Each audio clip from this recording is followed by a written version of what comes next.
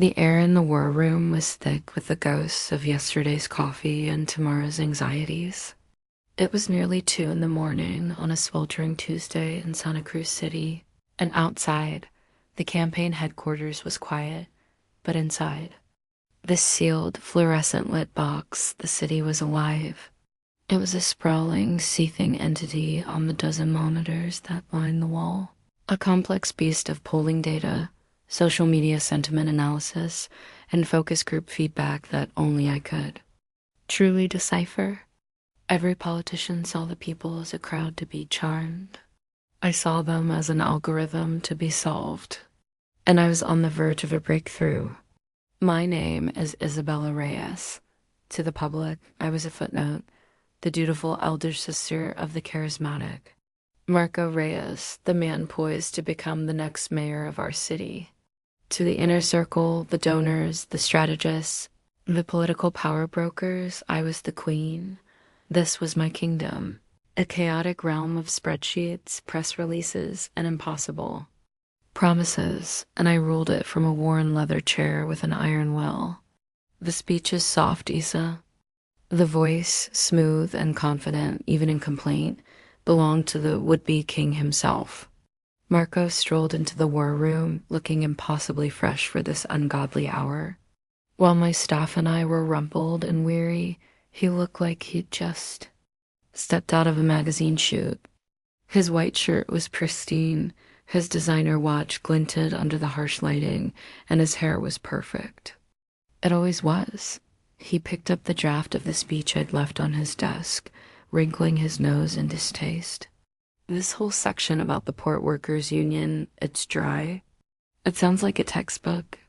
I didn't look up from my laptop, my fingers still flying across the keyboard as I adjusted the budget for our final media blitz. The port workers represent 12,000 votes, Marco. Their union leader, Mr. Tupas, wants to hear that you understand the specifics of their pension. Dispute. He doesn't want poetry.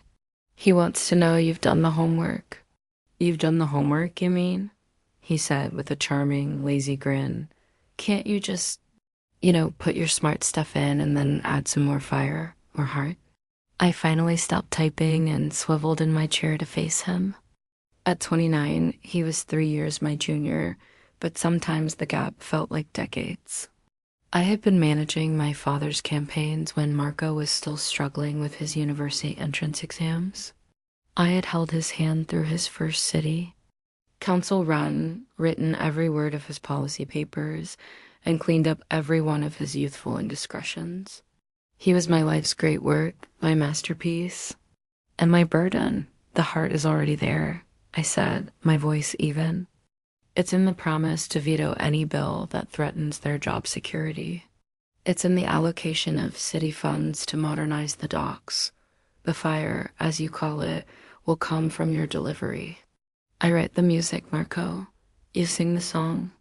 That's the arrangement. He sighed, but it was theatrical, not defiant. He knew it was right. He tossed the papers back on the desk. Fine, fine. Just make it sound good. The rally tomorrow is crucial. He leaned against the central table, suddenly serious. What are the numbers saying? I gestured to the main screen. We're up by 6 points post-debate. 8 if you only count registered voters likely to show up. His attacks on our family's legacy backfired. People in the city still respect our father. They still respect the Reyes name. Our name, he said, a wide, confident smile returning to his face. We're going to win this thing, 8. He used the Tagalog, honorific for older sister, a habit he fell into when he was feeling either affectionate or manipulative. Sometimes it was hard to tell the difference. We're in a strong position. I corrected, never one for premature celebration. But Mayor Villanueva is a cornered animal. He'll get nastier. Expect more mud to be thrown in this final stretch. Let him, Marco scoffed, waving a dismissive hand. What has he got? Nothing. Our slates are clean. I held his gaze for a moment. Our slates were clean because I had spent the last decade scrubbing them. I had sanitized every questionable contract from his time on the city council, appeased every jilted lover, and paid off every minor debt he'd carelessly accrued. I had built a fortress of plausibility around him, brick by painstaking brick. Just stick to the script, Marco, I said, turning back to my work. Let me handle the mud. Handling the mud was my specialty. The next day was a perfect example of the delicate, dirty work that underpinned our slick campaign. It began at 10 a.m. with a phone call from a furious Mr. Gao, the textile tycoon, who was printing the 50,000 t-shirts for our final rally. Isabella. He barked into the phone, forgoing any pleasantries. My invoice is a week overdue. Your brother personally promised me payment upon delivery. My trucks are loaded. They are not moving until my account is settled. I closed my eyes, pinching the bridge of my nose. Marco and his promises. He treated campaign funds like a personal allowance, making grand gestures he had no intention of following through on. He loved the glory of the deal, but hated the tedious reality of the balance sheet. That was my job. My deepest apologies, Henry, I said, my voice a smooth balm of professional regret. There was a clerical error in our finance department. A simple oversight. Please send the trucks. I am personally wiring the funds to you as we speak, and I'll include an extra 10% for your trouble and for your continued invaluable support. MPH, see that you do, he grunted and hung up. I immediately opened my encrypted accounting software. It was a custom program I had designed. Myself a fortress of triple-entry bookkeeping where every peso was tracked, categorized, and cross-referenced. The official campaign accounts, the ones submitted to the Electoral Commission, were pristine. Then there were my other accounts. The contingency ledgers. This is where I performed my magic, moving money from a donor's discretionary fund to cover a shortfall, logging a large catering bill as community outreach supplies. It was the gray art of political financing, and I was a master. Painter. I found the funds to pay Mr. Go, backdated the authorization, and buried the transaction so perfectly that a team of forensic accountants could search for a year and never find the seams. This was how empires were run. Not with speeches, but with spreadsheets. My afternoon was spent in the cool, dark interior of a private room at the Manila Hotel, a neutral ground for meetings of this nature. Across the table from me sat a man named Benjamin Sandoval, the patriarch of a rival political family that had controlled the city's northern districts for half a century. He was an old lion, his face a roadmap of past political wars, and he was the last major kingmaker who hadn't yet endorsed a candidate. Mayor Villanueva has offered my family 2 seats on the city planning commission, Sandoval said, stirring his coffee, and control of the zoning approvals for the new commercial district. Villanueva is a lame duck, I countered, my voice soft. His promises are worthless, and he knows it. He is offering you a share in a sinking ship. I slid a folder across the table. We, on the other hand, are offering you a partnership in a new voyage. He opened the folder. Inside was not a list of bribes, but a detailed 30-page proposal for urban renewal in his districts, complete with architectural renderings and a 5-year budget projection. It was a brilliant plan, one I had spent months developing with a team of urban planners. It would bring jobs, improve infrastructure, and genuinely benefit his constituents.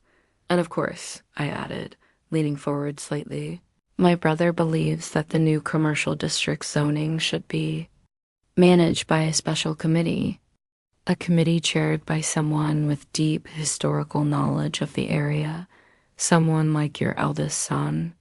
Sandoval looked at the proposal, then at me. A slow smile spread across his face. He saw the genius of it. I wasn't just offering him power. I was offering him a legacy, a legitimate, publicly defensible reason to support us.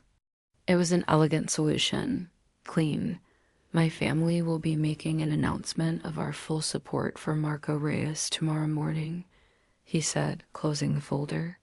It has been a pleasure doing business with you, Isabella. Your father was a great man, but you have a ruthlessness he lacked. I mean that as a compliment. I know, I said. That night, I was back in the true seat of my power, my home office. It was my sanctuary, a minimalist space of glass and steel overlooking the glittering expanse of Santa Cruz Bay. Here, there was no chaos, only order. My order, on my desk sat a sleek black server tower. Inside it, several encrypted solid-state drives contained the complete history of the Reyes family's political life. Every deal, every donor, every promise, every threat. I called it my library. My father had taught me to be meticulous, to document everything. The person who controls the story controls the future, he used to say. I navigated to a secure partition on the main drive, one firewalled off from the rest of the campaign network. The folder was labeled simply Marco Contingencies. Inside were dozens of subfolders, each a ghost of a crisis I had averted, a mess I had cleaned. There was the Lala casino file, containing the bank slips and promissory notes from the time.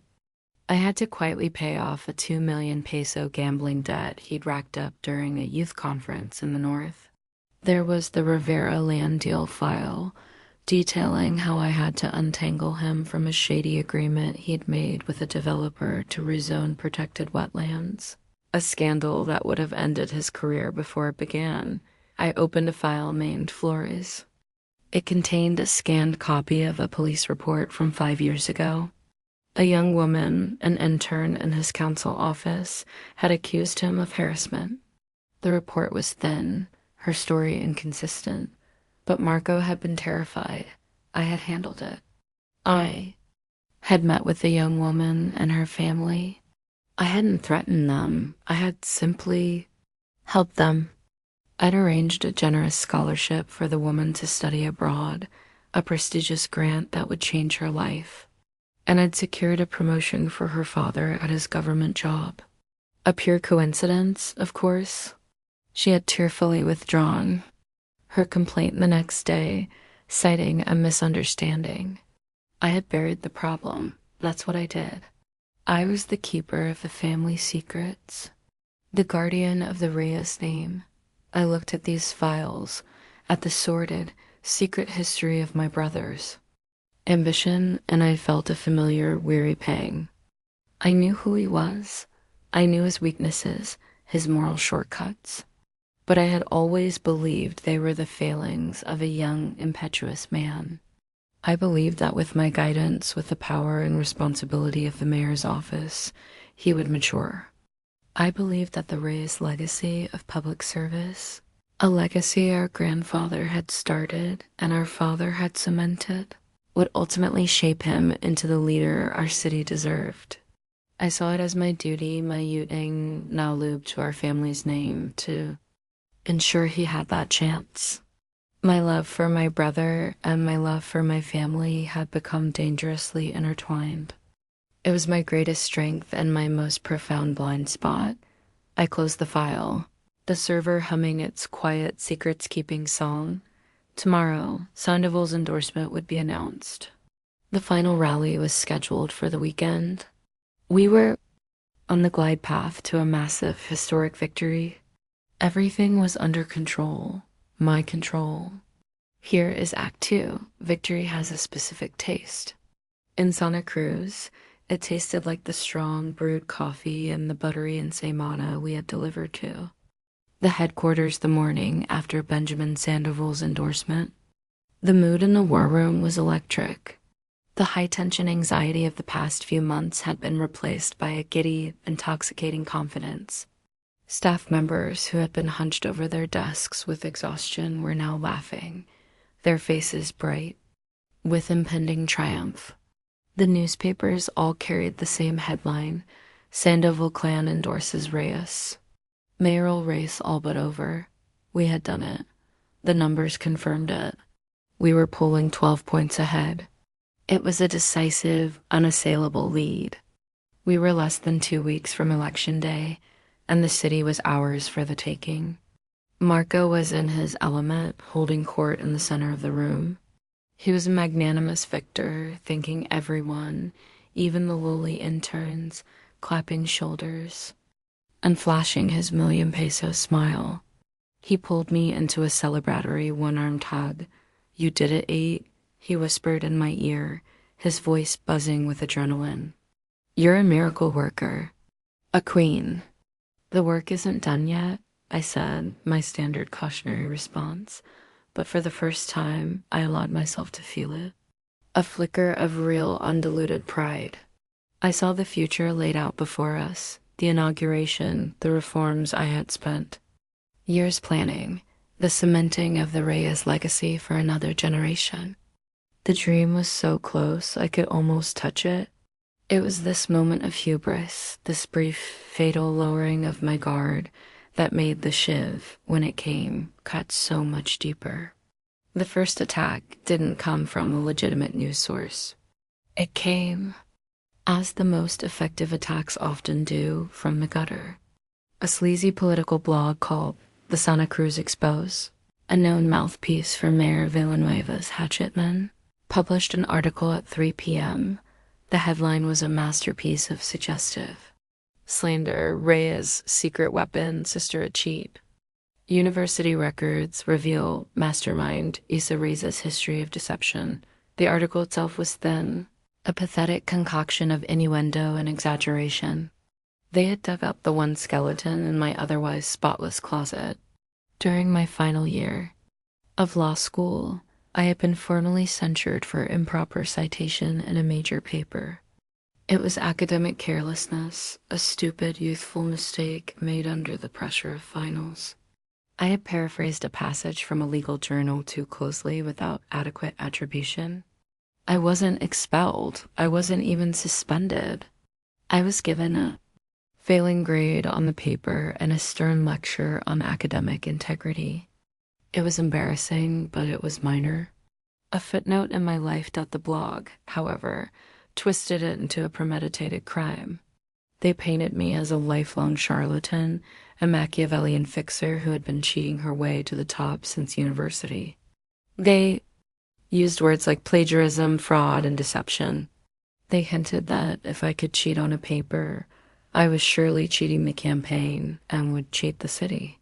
It was a classic smear, designed not to be believed in its entirety, but to raise a general, foul-smelling cloud of doubt, to change the narrative from Marco's momentum to his sister's questionable character. The story hit the internet like a spark in a dry field. Within an hour, it was everywhere. Hashtag race cheater started trending. Memes appeared, my face photoshopped onto a student's desk with a cheat sheet, Marco with a dunce cap. It was juvenile, but it was spreading. The real media, who wouldn't have touched such a flimsy story on its own, were now forced to report on the online firestorm. They weren't reporting the accusation. They were reporting the controversy. It was a brilliant, dirty move. And I found myself at the center of a political crisis for the first time, not as the manager, but as the target. I called an emergency. Meeting in the war room. Marco, our campaign manager, and our top donors gathered, their faces grim. The celebratory mood of the morning was a distant memory. "This is a classic smoke and mirror play," I said, my voice calm and analytical, as I stood before the whiteboard. My mind was already working, seeing the pathways, the angles. I was back in my element. They have nothing on Marco, so they're attacking the process. They're attacking me to poison the well. It's weak, but it's noisy. Here's how we handle it. I began to sketch out the strategy. First, we suffocate the story with transparency. We release a statement immediately. We don't deny it. We own it. We call it a youthful and regrettable mistake in citation. We include the actual university disciplinary letter to show the penalty was minor. We provide context. We make them look like desperate bullies, digging up a decade-old infraction on a candidate's sister. I wrote on the board, 1, acknowledge and minimize. 2nd, I continued, we pivot hard. We frame this as proof of Mayor Villanueva's desperation. The headline of our press release will be, as Reyes surges, Villanueva resorts to gut her. Politics, attacking family, we make him the story. His corruption, his failed policies, and now his despicable attacks on the family of his opponent. I wrote, 2, reframe the narrative. And 3rd, I said, pausing for effect, we hit back, not blindly, but with precision. I have been holding a small piece of opposition research in reserve for just such an occasion. Mayor Villanueva's eldest son failed his first year of engineering school, twice before the mayor made a generous donation to the university's athletic fund, after which his son was quietly readmitted. We will anonymously leak the documentation to a friendly columnist. We don't have to mention it ourselves. The media will connect the dots. He attacks my academic record. His own family's is far worse. It's proportional. It kills the story and puts him on the defensive. I underline the final point, 3, counter dash punch dot. It was a solid plan. Aggressive, strategic, and it followed the cardinal rule of crisis management. Get ahead of the story and define it before your enemies do. I looked at the room, expecting nods of agreement. Our campaign manager was already nodding, but Marco was just staring at the board, his face pale, his jaw tight. He was silent. The donors, 2 powerful, elderly patriarchs of the city's wealthiest families, were looking at him, not at me. The stench of it, Marco, one of them, a shipping magnate named Don Miguel, finally said, his voice a low grumble. It doesn't matter if it's true. It's the smell of scandal. It's messy. It complicates the narrative of integrity we have been building. Marco finally looked at me, and his eyes were filled with something I had never seen directed at me before. Not admiration, not reliance. Fear. Raw, unadulterated panic. He's right, Marco whispered. It's messy. Politics is messy. Marco, I said, my voice hardening. We knew this was coming. This is the plan. We execute it now, and this is all over in 48 hours. Or we could just cut out the infection, the second donor said quietly. My blood ran cold. I stared at him, then at my brother. Marco wouldn't meet my eyes. He was looking at the polling numbers on the screen, at his own handsome face on a campaign poster on the wall. He was looking at his dream, and I was suddenly no longer a part of it. I was an obstacle. That evening, Marco announced a surprise press conference for the following morning. He called me into his office to tell me, I'm going to address the issue head on, he said, his voice strained, his posture rigid. I'm going to put this fire out, for good. Good, I said, a knot of unease tightening in my gut.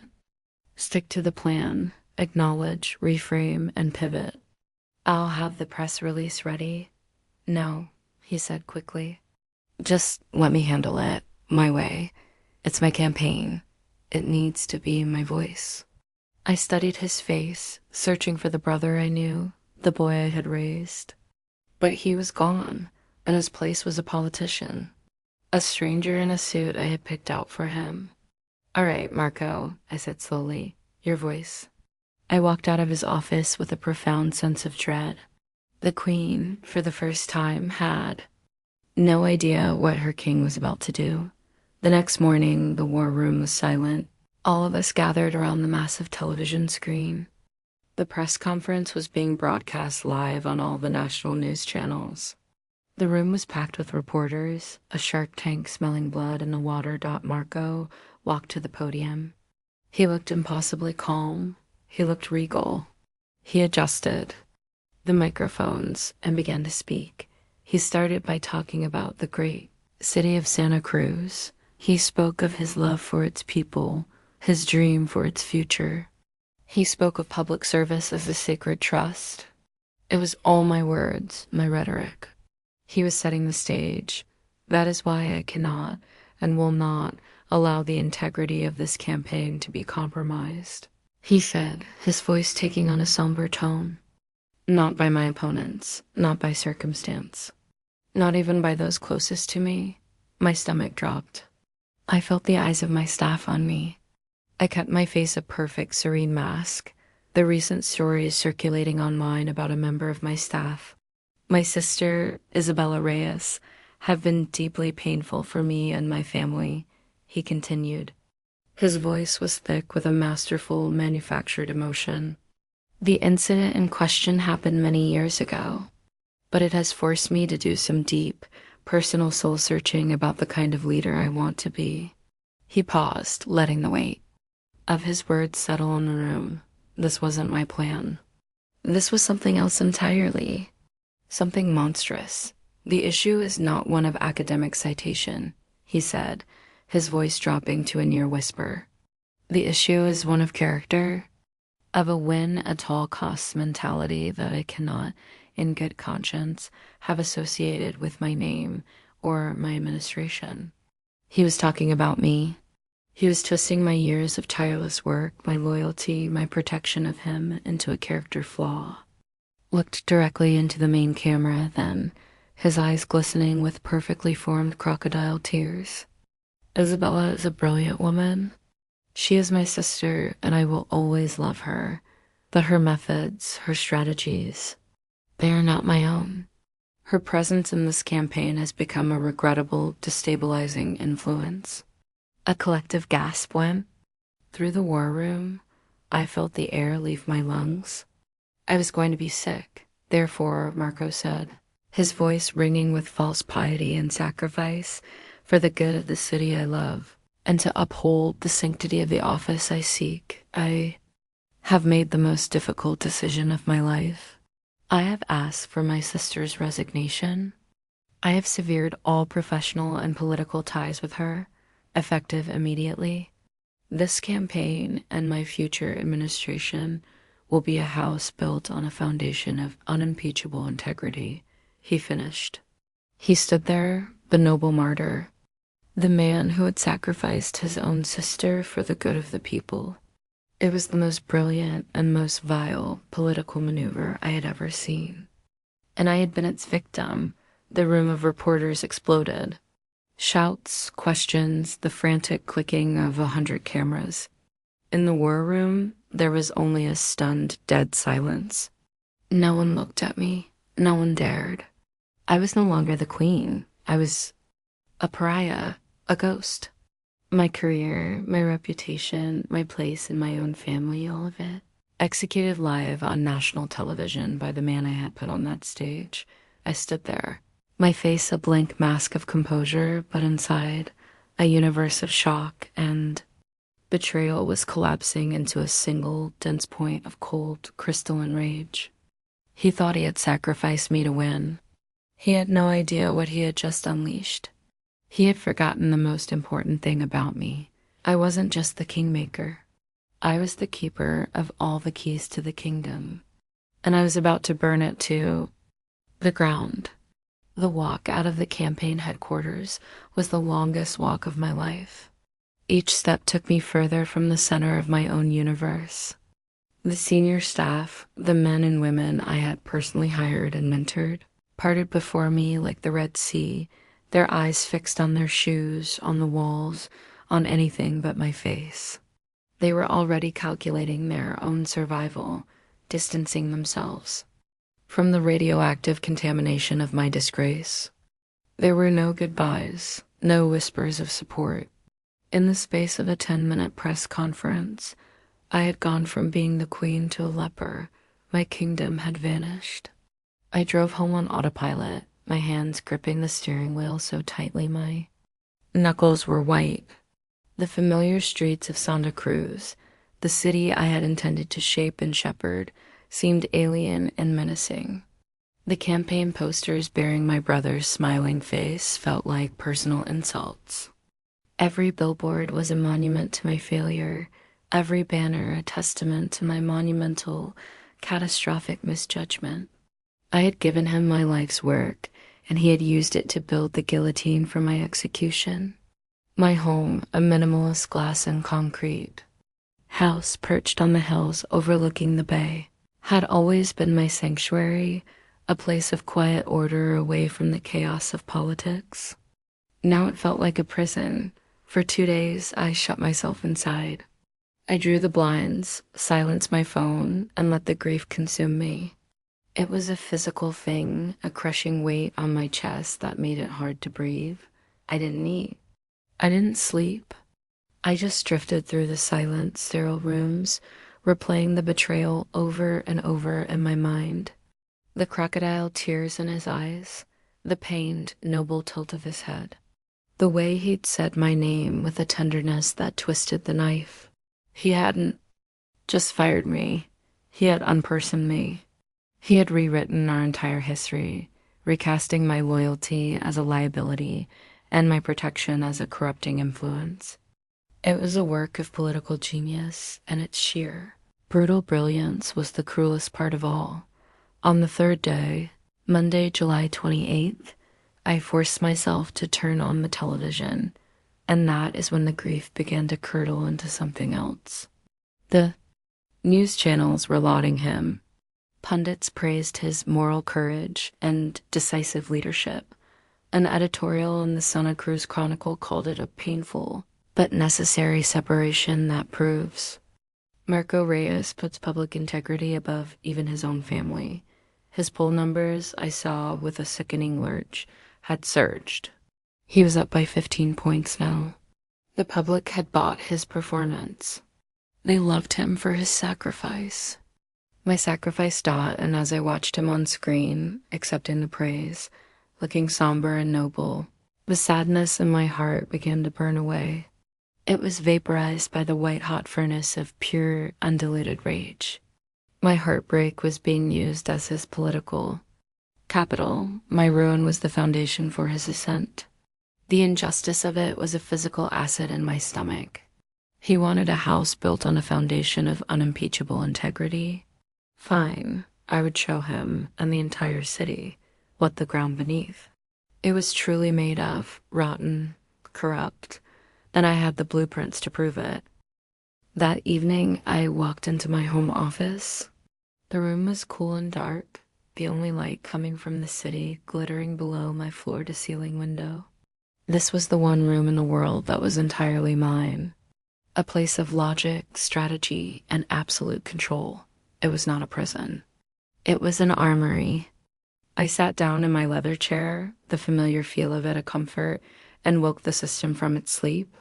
The low, powerful hum of the server tower was the first note in my symphony of vengeance. Accessing my archives was a deliberate ritual. Required a password of 32 alphanumeric characters, a biometric thumbprint scan, and finally, a 6-digit code from a secure authenticator app on a burner phone I kept in my safe.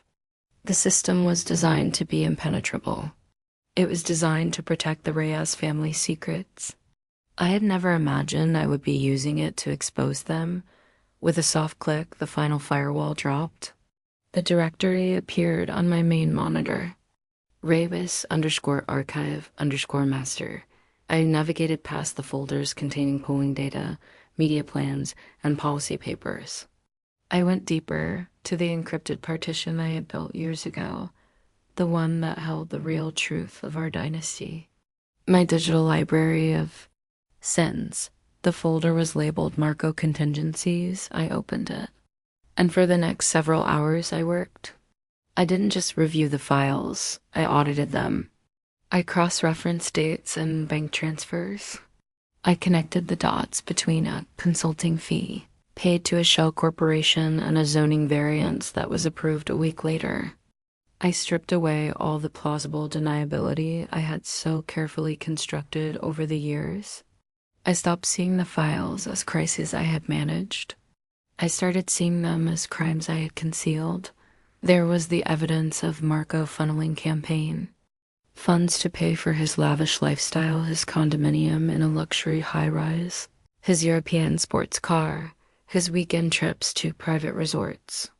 All of it logged under innocuous headings like transportation costs and donor entertainment.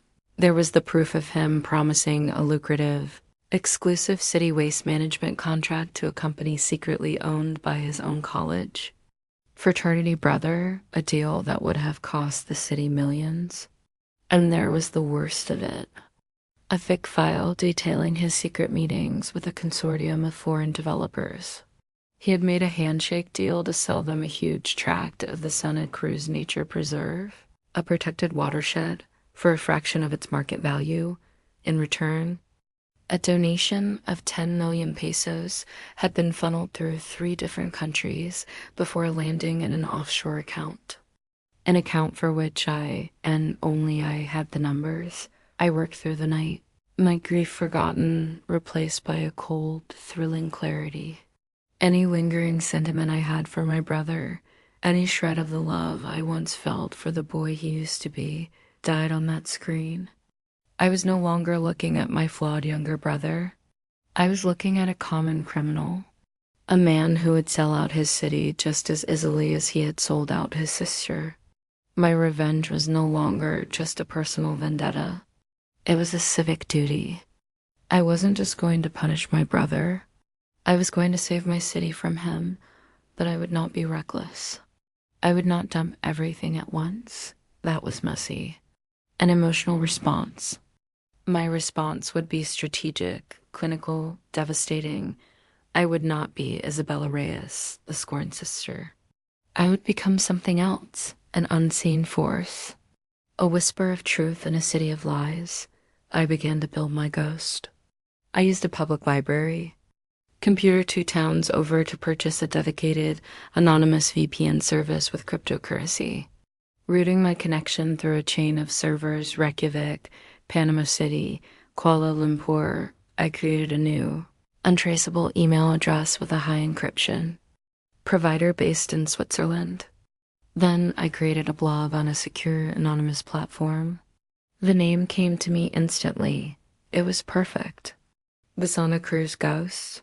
It was exactly what I was, an invisible presence that had haunted the halls of power, that knew where all the bodies were buried. My strategy would be a campaign of escalating psychological warfare, a drip of poison that would slowly, inexorably paralyze his campaign. I would start small, something to rattle them, to make them paranoid, something they could deny, but that would plant the first seed of doubt in the public's mind. Then I would escalate, releasing more damaging information with each passing day, building a narrative that the media couldn't ignore. I would become their primary source. I would own the news cycle right up to election day. I went back to my own secure system. I chose the first document carefully. It was an internal campaign memo written by Marco himself. In it, he belittled Mr. Tupes, the port workers' union leader he had so passionately praised at the rally. He called him an old, uneducated dinosaur and referred to his union members as useful idiots who will believe anything. It was not illegal. It was not even particularly scandalous, but it was hypocritical. It was arrogant, and it was undeniably Marco's voice. I copied the file, scrubbing it of all metadata. I composed my first email as the ghost. The tone was cryptic. Ominous. 2, a list of the city's top political reporters and bloggers. Subject, a whisper from the inside you have been praising Marco Reyes for his integrity. But what happens when the cameras are off? What does the man of the people truly think of the people? See attached. More will follow. The Santa Cruz Ghost. I attached the sanitized memo. My finger hovered over the send button.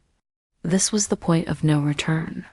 I was about to set a fire that I knew I couldn't control. I thought of my father's legacy, of the Reyes name I had worked so hard to protect. And I realized he had been right. The person who controls the story controls the future. And Marco had stolen my story. Now I would take it back.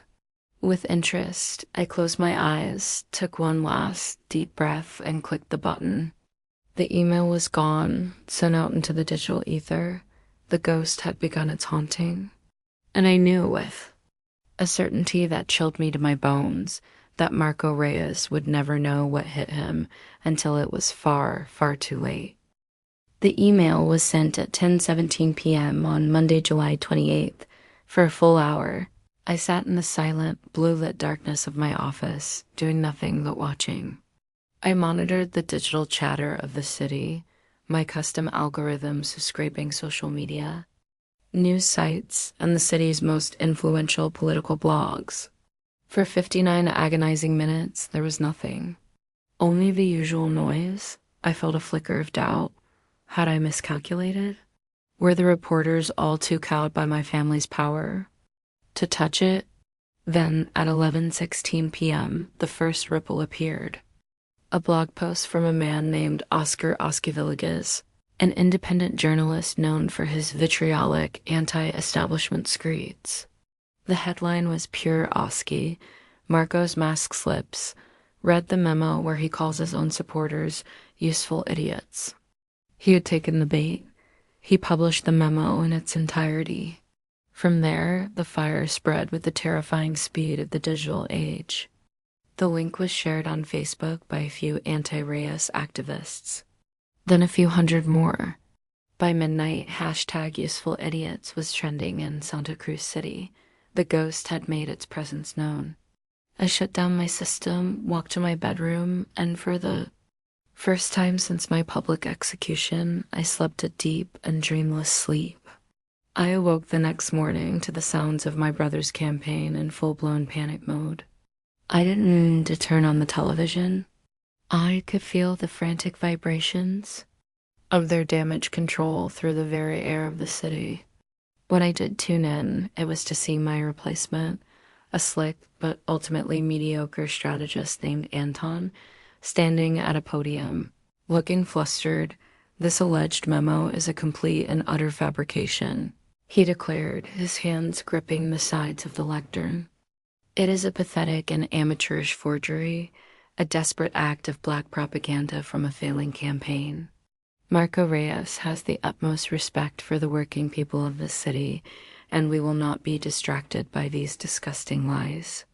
Later that afternoon, Marco himself addressed it in a sit-down interview. He laughed it off with the practiced ease of a man who believed himself untouchable. Desperation, you know, he said to the interviewer, shaking his head with a look of charming pity. When your opponent can't attack your record, he attacks you with fake news. The people of Santa Cruz are smart. They know a lie when they see one. They were arrogant. They had underestimated the threat.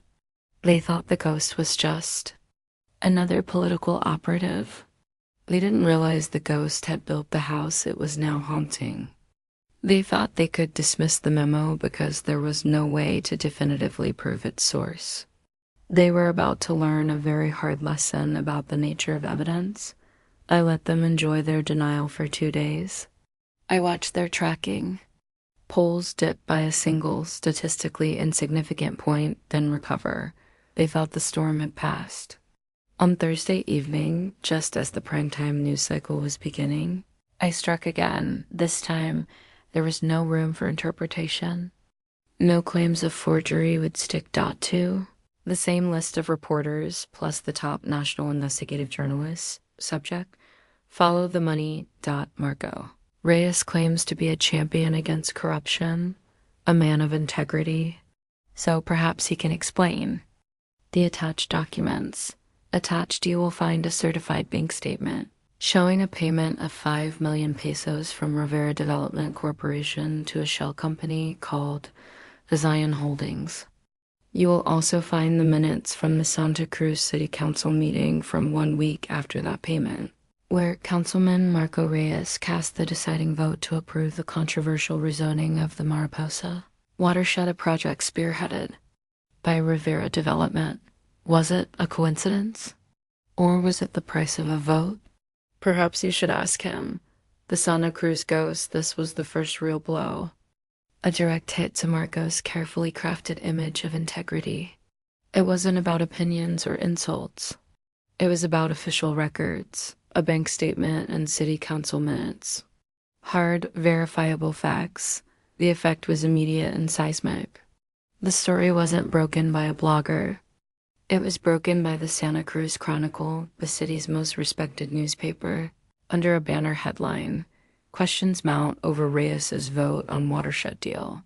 The article laid out the timeline, the bank transfer, the deciding vote. It didn't accuse Marco of a crime. It simply asked the question. But in politics, the question is often as damaging as the answer. The campaign was thrown into chaos. Their denials were now weak and defensive. The documents are taken out of context. Anton squealed at another press conference. Councilman Reyes' vote was based on the economic merits of the project alone. No one was buying it. The narrative had been punctured. The ghost was no longer just a rumor. It was a credible, terrifyingly well-informed source. The question on everyone's lips was no longer, is this real? But who is the ghost? And what will they leak next? I gave them 3. More days to bleed. 3 days of negative press coverage, of panicked calls from donors, of internal chaos as they began a witch hunt for the traitor in their midst. I watched Marco's public appearances. The easy charm was gone, replaced by a strained, brittle smile. He looked haunted, his eyes constantly scanning the crowd, as if the ghost might be standing right there. He finally agreed to a one-on-one, primetime interview with the country's most famous television journalist, a woman named Jessica Cardenas. This was his attempt to cauterize the wound, to reclaim the narrative. I knew he would use the opportunity to lie, and I was counting on it. I sat in my office, watching him on the screen. The interview began. Cardenas was relentless. "Mr. Reyes," she said, her voice sharp but professional. "Let's be direct. Did you or your campaign ever receive money directly or indirectly from Rivera Development?" "Absolutely not," Marco said, looking directly into the camera, his face a mask of earnest sincerity. "My campaign is funded by the people of this city, and my vote was for the people of this city." "And what about this shell company?" "Visayan Holdings. Do you have any connection to it? Do you know who owns it?" "I have never heard of that company in my life," he said without blinking. "This is a fantasy, a smear concocted by my opponents and fed to the media by some cowardly, anonymous source who is afraid to show their face." It was a masterful performance of indignant denial. I felt a flicker of what might have been pride. Had it not been so disgusting? I had taught him how to lie like that, how to project utter conviction. The interview ended at 9 p.m. Marco looked relieved, confident that he had weathered the storm. His supporters would believe him at 9:01 p.m. I hit send to the entire Santa Cruz and National Press Corps. Subject, read the interview. Marco Reyes has just looked into the camera and lied to the entire nation. He claims to have never heard of Visayan Holdings. Attached are the company's SIC incorporation papers. The sole director is listed as a Mr. Miguel Sisson. Miguel Sisson, as you will find, was Marco Reyes' university roommate and is the godfather to his eldest child. He claims to have no relationship with Rivera Development. Attached is a photograph from Mr. Reyes' own public Instagram feed, dated 2 days before the 5 million peso bank transfer. It shows him on a yacht in Batangas with Javier Rivera, the CEO of Rivera Development. The caption, written by Marco himself, reads, "Great weekend with my good friend Javier. Big things coming for Santa Cruz. Who's the liar now?" Santa. Cruz ghost, this was the kill shot. The one that changed everything. I hadn't just proven he was corrupt. I had now proven, with his own words and pictures, that he was a bald-faced liar. The implosion was immediate. The news channels, which had just finished analyzing his strong performance, had to retract their statements live on air. The next day's newspapers were brutal. Reyes caught in a lie. Ghost revenge. Leaked files contradict mayoral candidates' denials. The ghost was now a legend, a digital folk hero, the talk of the city. Marco was a joke. His campaign collapsed into paranoia and infighting. His denials had no credibility. His press conferences became rambling, angry rants where he looked less like a leader and more like a cornered rat. He blamed Villanueva. He blamed his staff. He screamed about conspiracies. He was unraveling in public. His poll numbers didn't just dip. They plummeted. He dropped 10 points in 2 days. Then another 5.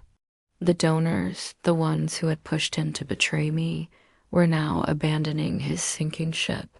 Their public statements, full of disappointment about the unfortunate revelations. I sat in my office, the architect of this beautiful, terrible demolition, and I watched it all unfold. I felt a grim, clean satisfaction. I had stripped him of his charm, his credibility, his power. All that was left was the raw, grasping, pathetic ambition that had been there all along. The city could finally see him as I now saw him. The election was in 6 days.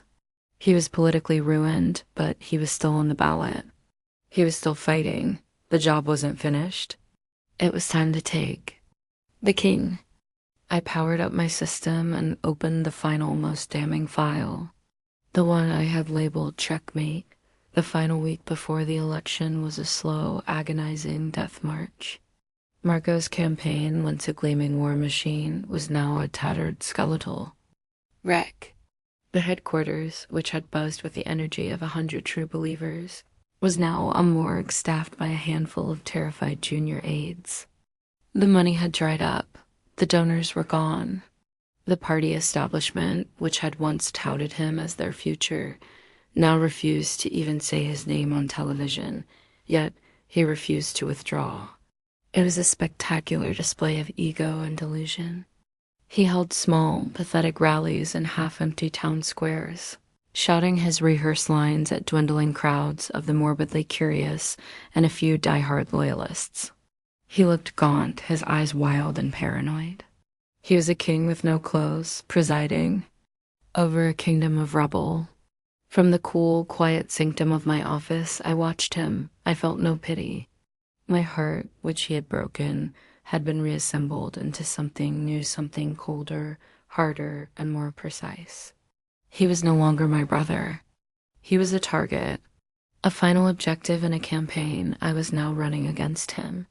He had chosen to let this play out to the bitter end. I would be more than happy to provide him with one. The time for 1,000 cuts was over.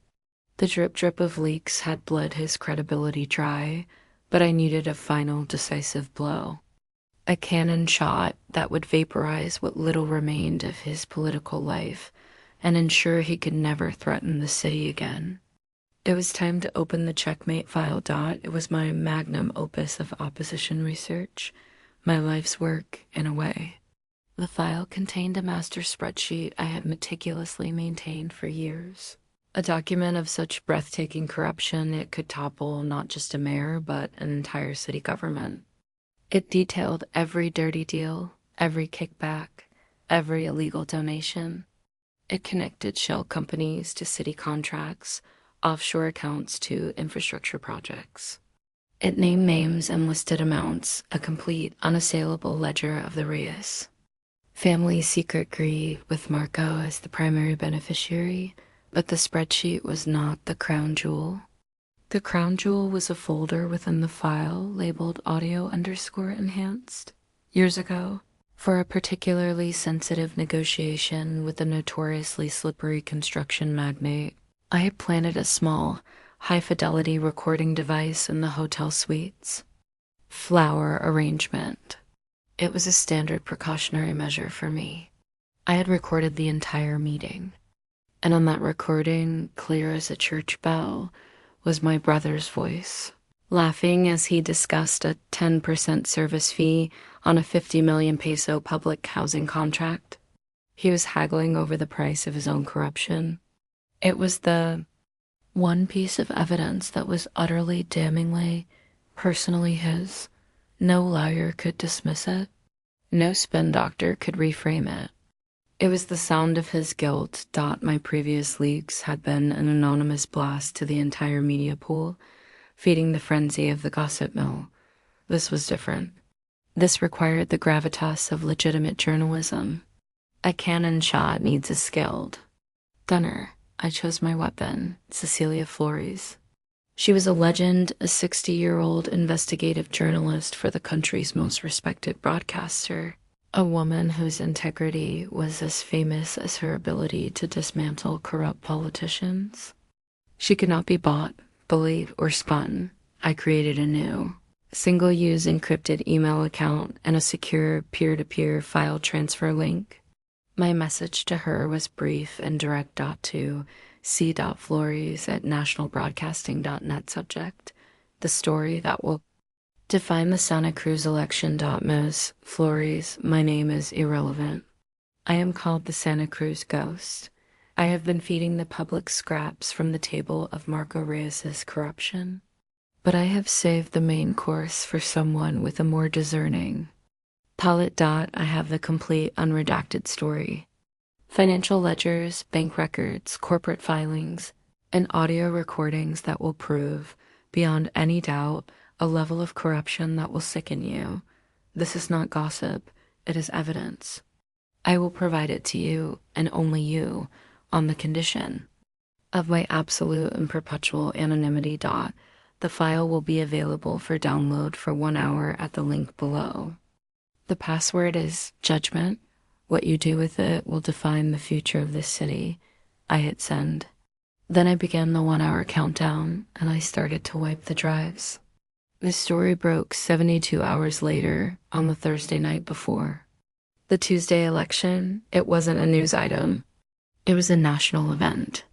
Cecilia Flores preempted all primetime programming for a 1-hour special report, The House of Reyes, a legacy of greed. It was a masterpiece of journalistic annihilation. Cecilia laid out the entire conspiracy using my files, my spreadsheet, my evidence. She presented the complex financial data with clean, simple graphics that were impossible to misunderstand. She showed pictures of the shell company directors, cross-referencing them with photos from Marco's social media. She built the case, brick by brick, leaving no room for doubt. And then she played the audio. She aired the clip of my brother's voice, clear and confident, haggling over his 10%. She played it once. Then she played it again, slower, with a transcript on the screen. The sound of that cavalier, greedy laughter filled the airwaves of the nation. It was the sound of a career, a family dynasty, and a man's future turning to ash. The aftermath was an inferno. The Department of Justice announced a special task force to investigate the Reyes family before the program was even over. The leaders of Marco's own political party held an emergency press conference at midnight to announce they were officially withdrawing all support and demanding he end his campaign. The 2 donors who had pressured him to betray me issued a joint statement expressing their shock and profound disappointment, and announced they would be fully cooperating with all investigations. They were running for cover, trying to save themselves. There was no one left in Marco's corner. He was utterly, completely, and irrevocably alone. He was politically dead. The only thing left was the burial. The announcement came the next afternoon. The family lawyer, a man I had known my entire life, appeared before the media to read a short statement. He announced that Marco Reyes would be making a final address to the public that evening. I watched it from my office, the same place where I had watched my own public execution just 2 weeks prior. The room was dark, the only light coming from the giant screen. He walked to the podium. The change in him was shocking. The golden boy was gone. The handsome, charismatic candidate was gone. In his place was a pale, hollowed-out man with dead eyes and a slight tremor in his hands. He looked 10 years older. He looked broken. He did not look at the camera. He stared down at the paper in front of him. his voice of flat, robotic monotone, devoid of all its former music, to the people of Santa Cruz, he began. Effective immediately, I am withdrawing my candidacy for the office of mayor. He paused, swallowing hard. In light of recent reports, I believe my continued presence in this race is a disservice to our democratic process. I will make no further statements on the allegations against me at this time. I promise to cooperate fully with all forthcoming investigations. I thank the people who supported me. That is all. He read the words like a hostage. There was no apology, no remorse, no emotion at all. Just the empty, mechanical act of surrender. He finished the statement, turned without looking up, and walked off the stage, his political life over, his personal life in ruins. The entire address had taken less than a minute, the screen filled with the clamor of shouting reporters. I hit the power button. The screen went black, plunging the room into a deep, profound silence. It was over. Checkmate. I had won. My revenge was total, my victory absolute. I had destroyed him. I had destroyed my own brother. I had razed my family's house to the ground. I felt no joy. I felt no elation. The white-hot rage that had sustained me was gone, and in its place was a vast, cold, and quiet emptiness. It was the silence of a battlefield after the fighting is done, a silence filled with ghosts. I walked to the window and looked out at the city lights, the city I had saved from him. But the victory felt hollow. The cost had been immense. I had lost my family. I had lost a part of myself, the part that had known how to love my brother, how to believe in him. But as I looked at my own reflection in the dark glass, I saw not a victim, not a kingmaker, not even an avenger. I saw a woman I didn't recognize a month ago, a woman forged in the fires of betrayal and remade into something harder, stronger. I had taken control of my own story. I had refused to be erased. The ghost's work was done. What came next for Isabella Reyes, I did not know. The future was a blank, terrifying, and completely open page. And for the first time in my life, there was no one to write it but me. 2 years.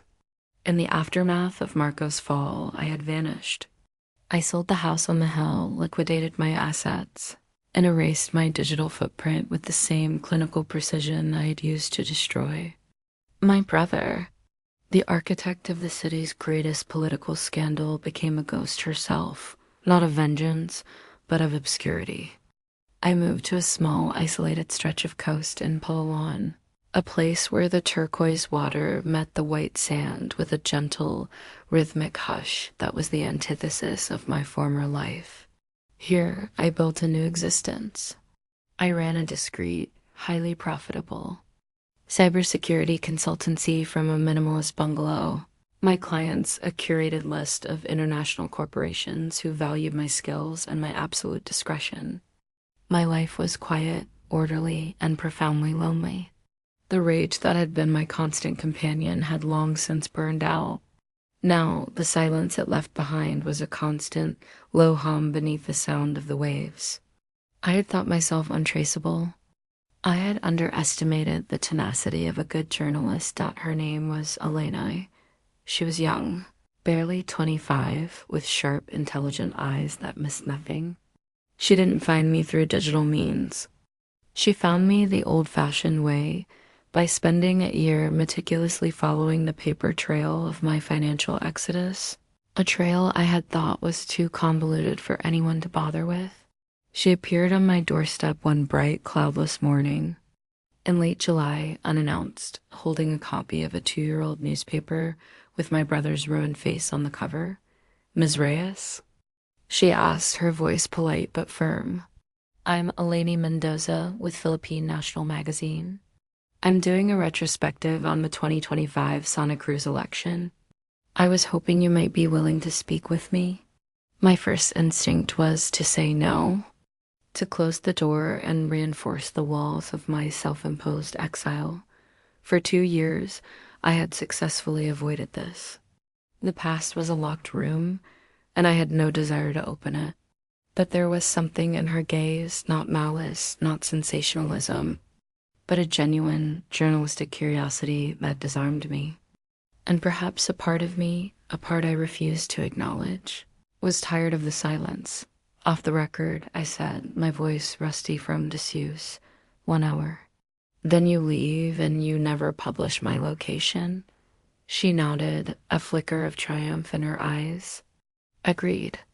We sat on my veranda, the blue expanse of the Sulu Sea stretching out before us. For an hour, she asked me questions, her recorder sitting untouched between us as per our agreement. She was clever. She never asked me directly if I was the ghost. She simply asked me to analyze the events as the brilliant strategist I had once been. From a purely tactical perspective, she said, the ghost campaign was flawless. The pacing, the narrative escalation, it was perfect. They seemed to know exactly what Marco Reyes would do before he did it. What kind of person has that kind of insight? Someone who knew his character, I said, choosing my words carefully. Someone who knew his weaknesses, his arrogance, his belief that he was untouchable. The ghost didn't just leak documents. The ghost laid a series of traps, knowing Marco's pride would make him walk right into every single one. So the revenge was personal, she surmised. All politics is personal, I countered. But the most effective politics and the most effective revenge is the kind that is executed without emotion. The ghost wasn't angry. The ghost was disappointed. There is a difference. Anger is a fire that burns wildly. Disappointment is a cold, focused blade.